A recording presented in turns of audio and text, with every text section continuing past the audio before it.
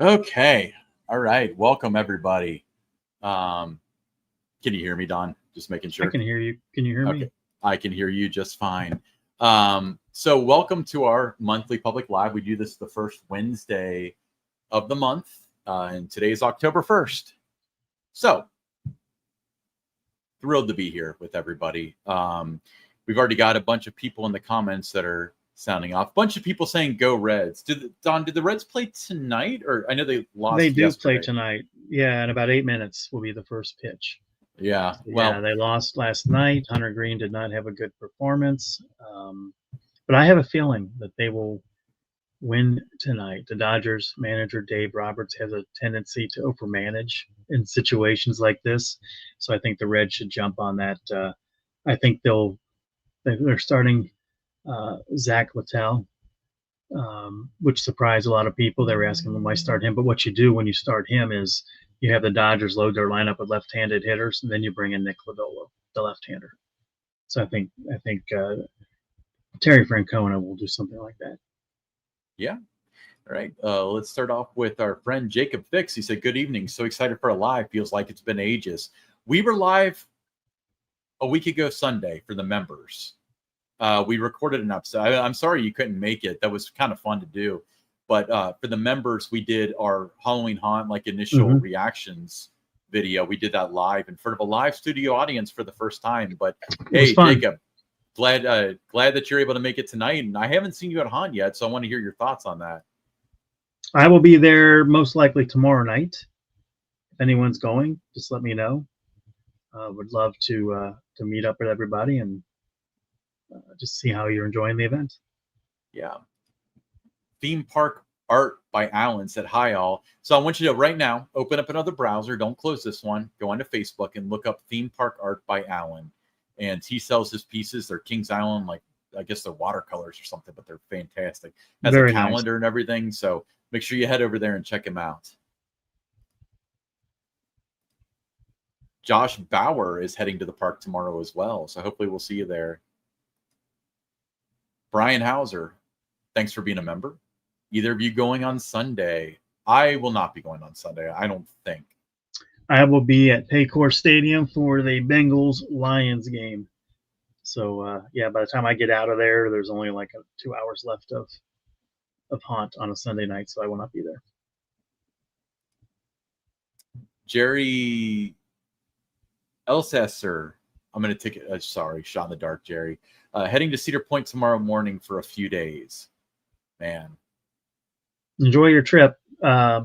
Thirsty Pony, probably the finest restaurant establishment in Sandusky. I disagree. Dairy Queen. Chet and Dairy Matt's. Queen right there. Chet and Matt's Pizza. I want to. Okay, Thirsty Pony or Chet and Matt's. For those of you who are familiar with Sandusky, I want to hear in the stream which one's better. Or Dairy Queen. Let's make it 3 options. 3 options. All right, Dairy Queen if you want a national chain. Heifer said, greetings from HHN Orlando. So he sent me a message while we were recording saying that he just went through the WWE maze and had no idea what was going on, which is the sentiment for anybody who's never watched WWE going through that maze. I wouldn't either. I've never watched WWE. It's just like Star Wars. Never seen it. Well, see, I watched it in like the late 90s when it was like super, super cool. But I don't watch it now. My brother does, and he keeps me like updated. And like, you know, like every once in a while I'll go to it when it's in town if he wants to go. But I did pull up some stuff on YouTube for context. And what they did was really cool. They showed like backstage areas and stuff like that. So, yeah. So Brian Neal said, hey, Ryan, I'm going to break my silence and do the $10 pass Friday for the Dragon, only because my brother wants to do it. And I said I would do it with him. Dude, don't roll your brother under the bus, Brian. You're doing it because you want to do it. We all know that. Yeah. No, but let us know how it goes. Yeah, the Dragon. If I had to choose between, like, you can only do one, The Conjuring or the Dragon, I'd probably choose the Dragon. But the Conjuring is great too. Although I've heard they're rushing people through it now. But it's so unobtainable. Like, if you want to do the Conjuring, that's like half your night because you have to wait so long. But Brian Neal was correct in saying Chet and Matt's Pizza is the best of the 3. Okay. That's 2 for Chet and Matt's, 1 for the Thirsty Pony. Logan Lipper, thanks for being a member, Logan. He said, I'll be at Kings Island for ER Scream. Don, you know anyone who's going to be there for ER Scream? I will be there for that. I'm looking forward to it. I'm excited that Ace has an event at the park. Got enough people to sell the tickets they needed to. There's some fun things, good guest speakers. You got Tony Carvolano, the park manager, is going to be one of the guest speakers. ERT on the Beast. They're going to have like a marathon on the Racer. Don't know the details on how that's going to work out. But if I want to, if I feel like it, no one will beat me for the marathon on the Racer. Yeah, because you've got your you've earned your wings on that ride. Let's put it that way. Hate to break your Racer riding high, but Ski Bammer also agrees that Chet and Matt's is the best place to eat in Sandusky. You're not getting a lot of support with your Thirsty Pony. People just aren't into the chicken wings anymore. I mean, they have some of the best chicken wings around. Some of the hottest chicken wings that you're going to find is at the Thirsty Pony. So I am a little disappointed. It's not getting more support, but we have time, Ryan. We still have time in this. Yeah, it's still early. Like, we've only got like 3%. It's early. We got 3% of precincts reporting right now. Yeah, it's not a sprint, it's a marathon to see, which one is Sandusky's finest establishment. Like Chet and Matt's, I went last time I was there was with Heifer, the one that's at Horror Nights, and I got the cheesy bread and I got pizza, and their pizza is good. It's like an 8 out of 10. Their cheese bread is so, like, I could just get that. It's like a medium pizza and garlic and cheese. Oh man, I could just eat that easy. Jacob Vick said, we've had 2 haunt nights so far, and overall we've enjoyed it. We did pay for the haunted attractions pass, mainly because the Conjuring was sold out. Hotel St. Michelle needs to go. I counted 3 actors in the entire house. Well, Hotel St. Michelle is the newest one of the legacy ones, of course. We're at that stage, third weekend, where a lot of the scare actors start falling off. They've done it for a couple of weekends. The newbies, they don't really care for it. They realize it's a lot of work. And there was a time that the park always had over 600 monsters, and then by the end of it, they were down to like 450. Yeah. But when only just over 100 are hired, and you start to see the drop off, we could be down to like 50 or 60 of them by the time we get to the final weekend. Yeah. Well, it's funny because when I went through Order of the Dragon, I went through with a friend, and they went through the first time, and they were like, it looked really good, but it was okay. And this person's like really into haunted houses, and I was shocked that they weren't like blown away by it. So we kind of did the route, and we came back and we did it again. And the second time we did it, there was like way more actors in it. And he's like, that was so much better. Like, it does make such a huge difference. Huge difference. All right.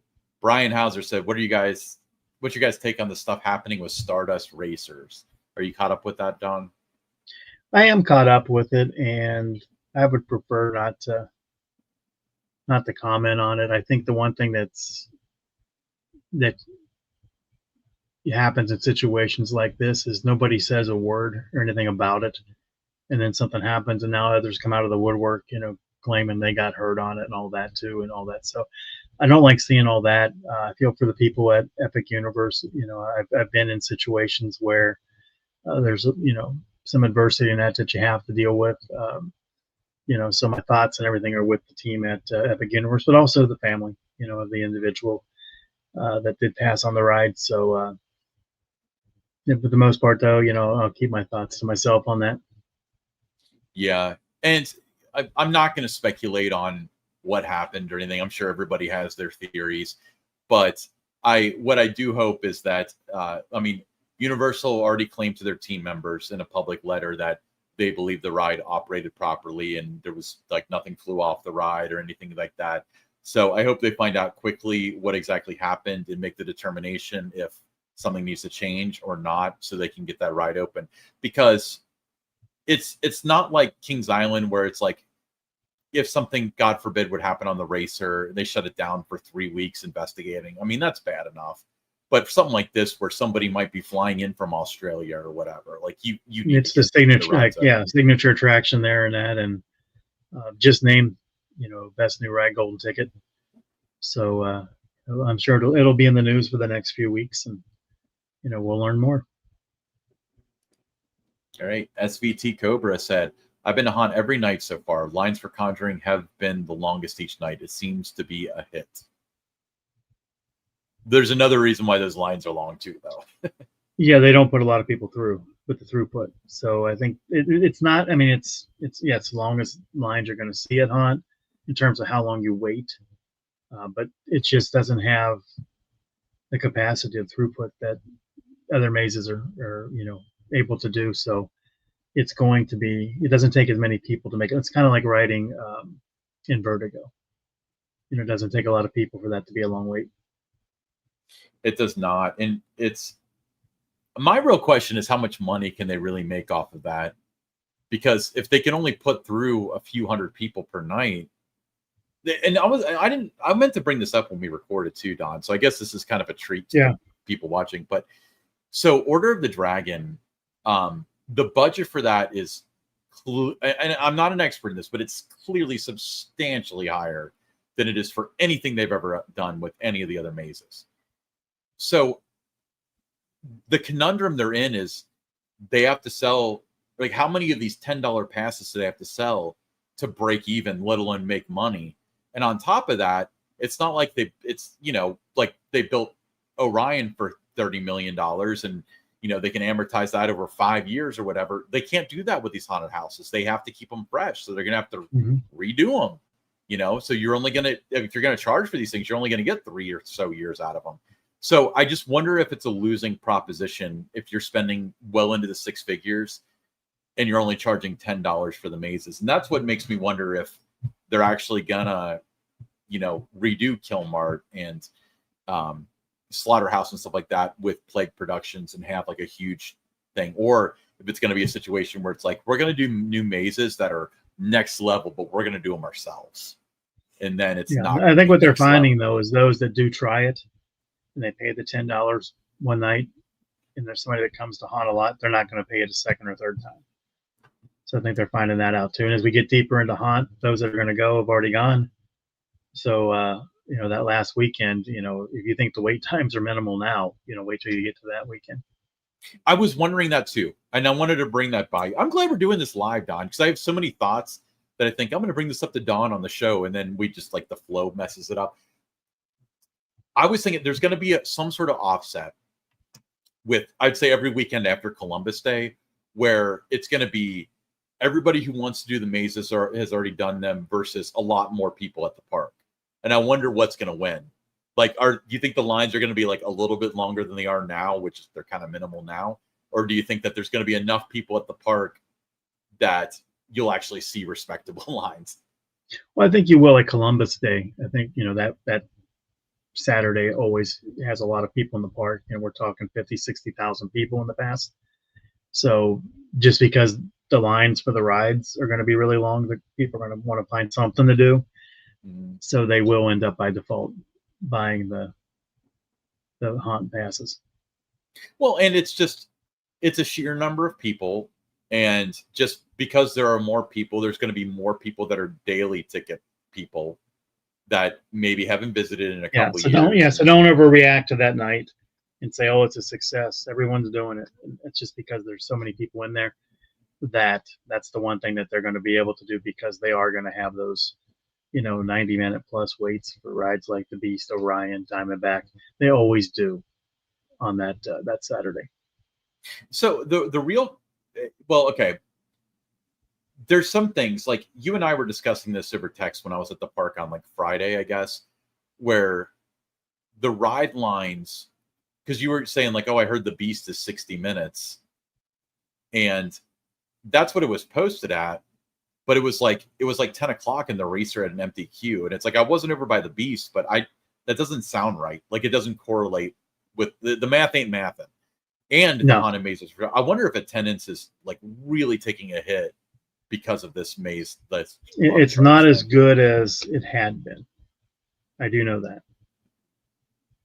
I just, because the truth is, if this is going to be successful, they're going to have to every year change out one of the mazes. So there's something new, and you got to pay the $10 or $15 or whatever. Lord knows how long you're stuck with The Conjuring. And I don't think people are going to want to do that more than once, because all they're going to remember is waiting in line for an hour and a half. It's excellent. Don't get me wrong. I'd recommend it, but that's not going to have a repeat thing. So I don't know how this is going to unfold. I will predict this though, Don. The Conjuring next year will be a traditional walkthrough maze, and it'll just be part of the ticket package, I bet. There'll be changes. Are you going to do the mazes at your screen? I don't know. I haven't decided yet. Depends. You should do it just because I really want to hear your opinion. But that maze could be a walkthrough. It's just much better the way that it is. Now, would I pay extra for it if it was a walkthrough? No, absolutely not. Yeah, we'll see. Like I said, I'm looking to be there tomorrow night, so I may try the mazes tomorrow night too. All right. SVT Cobra said, best edition this year has been the Pyro Show on International Street. It's fantastic. 10 out of 10. Agreed. That's another hidden thing. gem. It's a hidden gem. Not enough chatter about it. You would think that the park would let people know that the top of the hour be on International Street, because this is something that's, it's a show. You got to see it. Can't miss. But no, nothing at all has been out there to really promote it outside of, a few guests that have been on International Street, happen to catch it. And there's some fantastic videos that I've seen of it. So hopefully it gets more attention, because I know a lot of effort went into putting that show together. And, I'd like to see, big crowd around International Street to watch it. Yeah. So I did a short. I'm putting it in the chat now.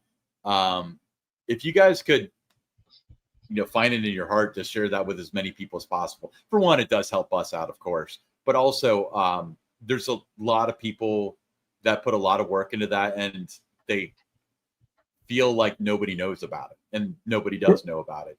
So if you want to get the best place to film it? So it's, I would say, cat corner to the fountain. So kind of in front of the Kings Island Trading Company. That would be a great place to film it. Okay. Um, Up close, or do you want to be back a little bit? you back a little bit because it takes up the entire fountain, and then there's various surprises and stuff in there. SVT Cobra said, based on what Ryan has said about Order of the Dragon, I'm going to try that one night. My pass on Conjuring is based on not getting through efficiently. Well, I have to admit, I got in line for Conjuring right at like 6:10 on Friday, and I bailed out because I got tired of waiting. And that's at 6:10 when the park closes or opens at 6. All right. Jeffrey Koth said, do you see each year the Haunt Pass keeps going up with new houses added? Oh yeah. Oh yeah, I think so.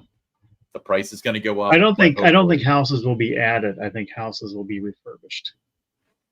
And I'm okay with that. If they're going to do a new house that's at least somewhere on the same shelf as Order of the Dragon every year, I'm okay with that.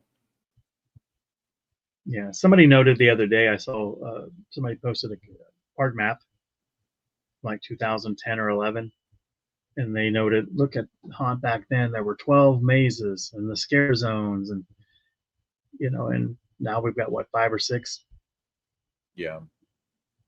Order of the Dragon. I can't do this counting. Slaughterhouse, Killmart, Alien Abyss, Conjuring, Order of the Dragon, and Cornered. So 7, including Conjuring, if you want to include Conjuring. Right? Frankenberry said, oh crap, I'm late. What have I missed? Well, we were talking trash about you, Frankenberry.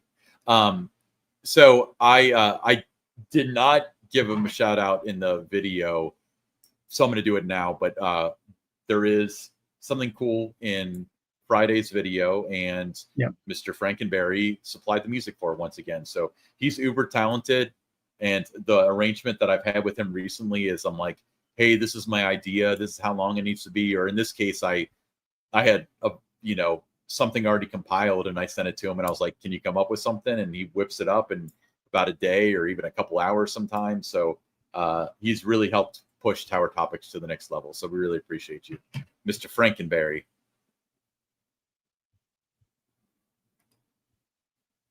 Bessie B2 said, is it possible the haunted houses don't pay for themselves directly? For example, they see a huge uptick in alcohol sales, which helps cover the difference. Yeah, it's possible. It's also possible that that's true in a different way in terms of season pass holders are less inclined to go, but maybe daily ticket holders are more inclined to go, and daily ticket holders are more inclined to spend money while at the park. Mm-hmm. So it's possible. It ultimately comes down to the number at the end of the balance sheet.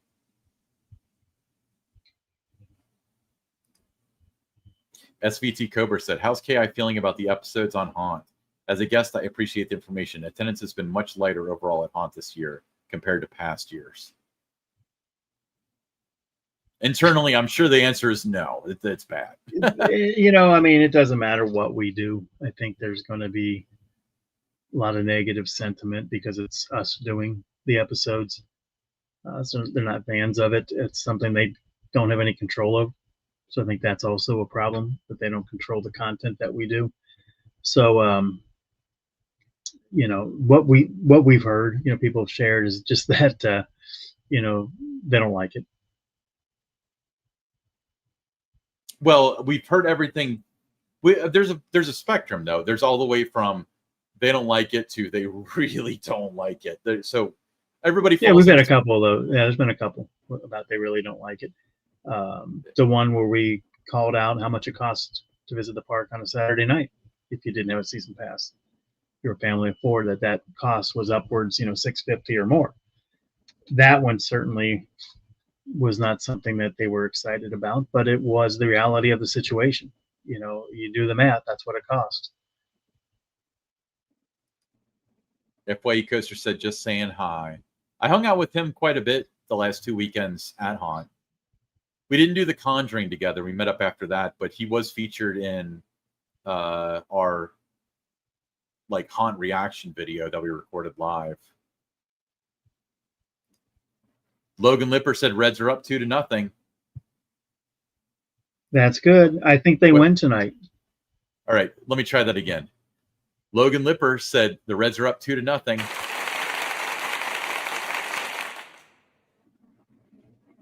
Okay. We need to incorporate that more into the episodes. I always forget, and then I have to do a couple clicks to get to it. So, yeah.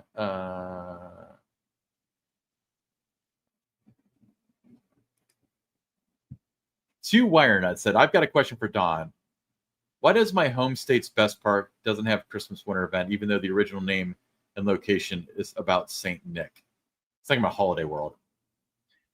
Well, I think there's several reasons. Number one, its location makes it tough to be able to staff the park at that time of the year. Number two, I like the fact that after the amount of time that everybody there, the full-time staff, puts into running the park, that they get a little bit of a break at the end of October, November, whatever, if they're open a couple of weekends there. So I just think location, the kind of winters they have can play into it. There's a lot of different things that would be a reason for that, but I just think it's not something where you look at Kings Island and where it's located. It's in a high traffic area. Within 30-mile radius, how many people you have, and you just don't have that there. So I think it would be a little tougher that you're going to rely on people to come from like Louisville and that. Are they going to drive an hour and a half? When it's 25, 30 degrees out, possibly snowing. It's just that it doesn't make sense to do it there. Cedar Point, same thing, where a lot of their guests come from Cleveland, Toledo, Detroit. And it just doesn't work for them either. They've never had, the winter events. So that's why. Well, and we had Leah, the fourth generation owner, on Attractions Group, and she said that they see the time around Christmas to be kind of sacred for their staff, especially their families, full-time staff and families, yeah. So I respect that. I do too. Crazy Little Man 771 said, I went through Psychopath about 15 years ago, and I was shocked to have to walk through the trail in the dark and barely be able to see where to step. The hanging bodies were wildly scary. Yeah, it was definitely dialed up a lot more, back then. Do you remember when Dinosaurs Alive opened and there was a random severed head hanging like really high in a tree that they had missed? Mm-hmm. Oh yeah, like the first week. I think it was gone rather quickly. So he followed up with, what do you guys remember about Psychopath, and would they ever bring it back? Just that it was dark and intense. Yeah. I remember an outhouse that sprayed water on you. Yeah. I remember you had to crawl at one point. Yeah. Let's see here. Heifer said, I'm here at HHN on a Wednesday night and the park is slammed, and an after 11 express pass costs $170. Six Flags has no clue what a good, well-designed haunt will do for the bottom line. No idea. Well, okay, I agree. You are correct, Heifer, but they also don't know how to communicate, like, no, this is different. And they have to deliver on that. So they could have Five Nights at Freddy's, and they could have Jason, and they could have any of the mazes that are down there right now. Mm-hmm. And it wouldn't make a lick of difference because they wouldn't be able to communicate out that we're charging for this, but it's a much deeper experience. Yeah, no longer a hello boo boo event. It's intense now. It's dialed up. Yeah, they would not be able to. They haven't shown that they can communicate change. Right. Ski Bammer said, why did they do this video? Huge hype for Haunt. We do an episode on that will come out. That'll drop Wednesday. Yeah, Wednesday. So yeah, we talk about that. We don't want to spoil the episode by talking about it right now, but we will say that the video was very well done. Yeah. SVT Cobra said they don't like that they can't control you and that Tower Topics has a significant following. Yeah. So yeah, that's a concern that the following grows every week. We get more people to follow Tower Topics, and it's not a comfortable thing. Same thing with you know KI Central, and to a degree the Facebook group. Things that they can't control what people are going to say. That's something that they're never going to be happy with. Now they do have it managed a little bit now with the Facebook group, but other things that are out there. I mean, they just it's like you can't control the news media and everything. What they're going to write about and report on and stuff. So when you don't have that kind of control, there's not a comfort level with it. So I get it from their end. Why that might be the case. Yeah. Logan Lipper playing the Santa Claus again and gifting 5 Tower Topics memberships. So thank you so much, Logan. That really supports us, and it especially supports the 5 people that you shared with. You're too kind. You are too kind. Let's see here. Ski Bammer followed up. Tombstone's Territory didn't have much in it, but it was way better than Killmart. But I'm biased. I think you worked in it. It was. I thought it was better than. I like the idea of Killmart, but it never met the potential. Okay. For a maze that was designed, balling on a budget, with Kings Island designers, with the idea that they had, I think it's fine. The problem, though, is it's been fine for 15 years now. That's my issue with it. Other than that, I love a haunted retail store. The problem, though, is it's a playoff of Kmart, and I bet a lot of the people that go through the maze don't know what Kmart is. That's how old it is.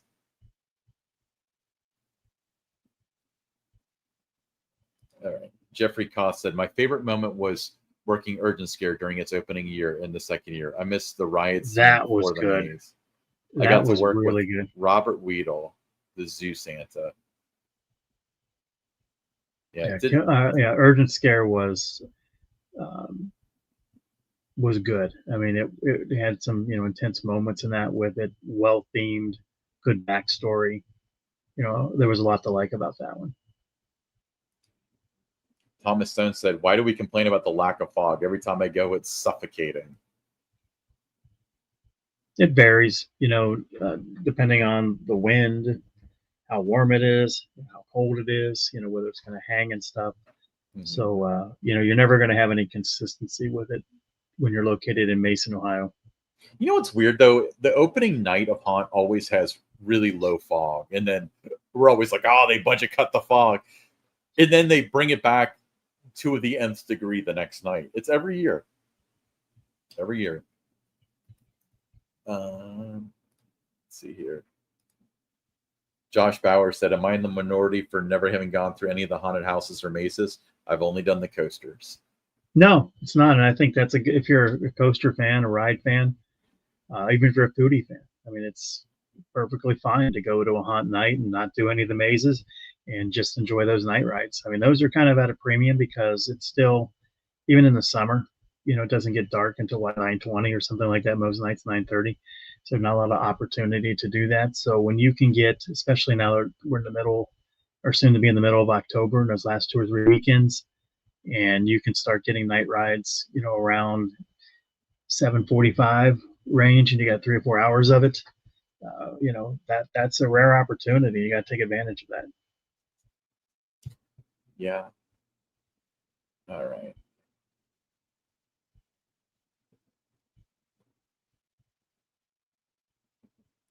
Brian Hauser said they should bring the meatloaf sandwich in for the haunt season. No, I think it needs to stay for winter. I like the fact that it's only at Winterfest. I like those kind of limited run type things, exclusive to certain events. I think it would take away from Winterfest if it was available during haunt also. I agree. My fear, though, is... I mean, I would eat it all the time. If it was there, throughout the year, I would. But I like the fact that there's some things that just have a certain time of year. You have to go if you want it. That's it. I mean, if you want the meatloaf, only available during Winterfest. I don't think there's anything wrong with that. Yeah. My fear, though, is I don't necessarily know if Winterfest is going to be a thing in 5 years. And does the meatloaf sandwich go with Winterfest goes? No, then you move it to another time of the year. Yeah. SVT Cobra said, I can't wait to see the merch store. Holding off on buying at KI to spend our money on some TT merch. Heck yeah. I love We're your gonna have some thinking. really cool things. Yeah, really cool things. And there's one shirt that is going to be in there that I'm really excited about. I think that might be our number one seller, Ryan, when that gets unveiled. I think it depends on the demographic, because I feel like there's another shirt that might sell well within the Kings Island staff. Yeah. Oh, I hate. What is it? What is it, Ryan? Which It one? literally, there is a shirt that we're gonna sell that just says I hate Tower Topics, because our shop is inclusive. If you love Tower Topics, we're the shop for you. If you hate Tower Topics, we're the shop for you. We've got some fun sayings. Well, I did kind of go on a tirade about Kings Island being a family park and how the park apologists will use that as an excuse every time they cheap out. So I'm trying to think of something cool, like it's a family park, go cheap or go home, or something like that. Yeah, this is gonna be fun to see what what the reaction is, and just the fact that we're now able to really expand the line by having an online store. Yeah, tons of stuff. Okay, Rashana Shelton said, was it Kings Island Saturday and there was no shortage of fog? My asthma could tell, but I just held my breath at times. I didn't hit up mazes. I was just all about my coasters. Yeah. That's fine. Like I said earlier, that's fine if that's what your interest level is, and it's a different kind of experience too. Not only longer hours to get the night rides in, but it's also when you do have a degree of the fog, or just that fall atmosphere, how it feels. It just feels different in October riding the coasters at night than it does June, July, or August. Yep. Thomas Stone said, a Dawn question. Would it be cool to experience riding the racer without the tracer lights? Pretty much make it a true night ride. It is a cool experience. I was able to do that a couple of times when they turned them off, briefly in the 80s at night. That just to shut it down, but it was still one of those. You're in line, you get the ride. Yeah, it was cool. It did feel like a really true night ride, but I did miss that element, because when you're thinking about the racer being in Coney Mall, even like it highlights the race a little bit more too when you have the tracers on each side. So I liked it better with the tracer lights. Yeah. So this was an important one. So Mike Garrett said, I've been holding off on claiming my shirt because I was going to wait for the store to get started. So as a Prestige member, you do get a free shirt, in which what we need you to do is send this information. And if anybody else is actually even gold, I think is coming up on it, host at towertopics.com, your name, the shipping address, as well as the t-shirt size. There's actually a special Prestige t-shirt that is only for Prestige members that we will not be selling, that we're going to send you for being a Prestige member. It's the coolest looking shirt. And I actually didn't get to see it until I saw Jacob Fix walking around with it at the park. But send us that information to that email address, and we'll send it to you, because you've been a member for 2 months, I believe now. So you're going to love that. It's so good. It's so good. All right.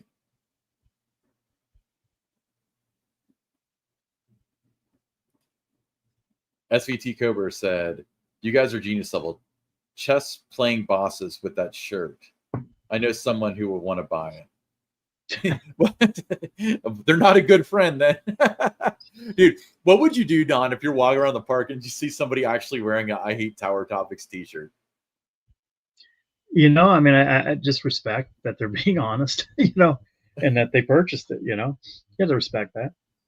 Do you think that there's people out there that are like really like enough of adult to be like, I hate that show, I'm gonna buy this t-shirt? Like, I know some people are gonna buy it ironically. I can think of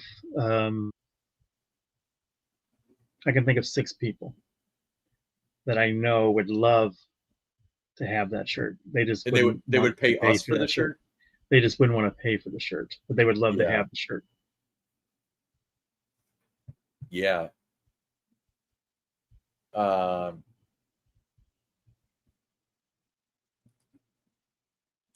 Bessie B2 said, any thoughts on the crane by Phantom Theater on the KI webcam? Was it used in the last refurbishment. I don't know what you're talking about, but Don, I know entertain it, there but was I'll a pull it up crane. the webcam. Yeah. I know there was a crane. I don't know exactly what that might be used for. Maybe it would be to remove the boo blaster, Facade. something like that. The ID sign. I don't know. If that's that heavy that they'd have to have something like that. So I don't know. Yeah, well, okay. So I just like that we're seeing activity with it. It's not something that there's a lot of. As soon as they announced that, everybody's like, "Oh, great! It's going to open like in mid-June, like everything else lately." So I think that will be. I think they'll make every effort to try to have that ready to go by the time the park opens in April. Yeah. Cool. All right. Appreciate it, Bessie. I guess we'll probably know more tomorrow if anyone's checking out the park to see if they've done any difference, because I mean, if a crane's out there, it's going to be pretty evident what it's there for, if they've done anything. But yeah. All right, Don, let's tie this off. Thank you guys so much for joining us. You're awesome. This is always so fun to do these lives. Yeah, towertopics.com. And it'll just direct you to our YouTube page. I guess I don't know why I directed you there, but in a couple of weeks we're gonna have the new merchandise shop, and we're gonna have tumblers and I Hate Tower Topics. Don, let's at one point just transition everything to negative Tower Topics thing. Like, no one watches Tower Topics will be a shirt. We'll just completely get rid of all the logo stuff, and everything will That's be the negative. fun for a thing whole is that year. all the ones that are, are haters are those that listen to every single minute of every episode. So we appreciate you. We love our haters. That's what the Bible says. Hey, that's the what Bible says. There's a shirt. Your There's a shirt. There's a shirt. I love Tower Topics. Topics haters, because that's what No, Jesus said to do. No, we love our haters. Make that a shirt. Yeah. Or we could have the Tower Topics logo on the front, and on the back it would be the subreddit that makes fun of us. I think, when you really look at it though, Ryan, if there weren't detractors, that would mean we weren't doing something right. Because when people don't like what you do, it's because they're jealous of what you're doing. There's a little bit of that going around, that you're having some success, or, you're doing what they wish they could do. So there's a lot of things like that play into it as well too. So sometimes that's just, just born out of that. Do you think that's it? I always assumed it was something you did to upset them. No. I'm kidding. Other than having success, success can bother people, when someone has the kind of success that you're striving for and you're falling short. Well, and our goal isn't to be liked by everybody. Our goal is to do our show, and certain people gravitate towards it and some won't. I mean, like if we change the show fundamentally because of this or that, it would be like disingenuous. Yeah, there's people that hate the Kansas City Chiefs because they're successful and they keep winning. So you got to look at it that way. We keep winning. Frankenberry. Okay, I'll put this up. One last one. Tower Topics, because somebody has to communicate with the guests. Yeah. Not a role we signed up for, but kind of one we inherited, I guess. All right, we're signing out of here. You guys are awesome. Hopefully we'll see you at the park this weekend, maybe tomorrow. Look me up if you're going. We'll see everybody. Look me up too. I'll be there. Look us up.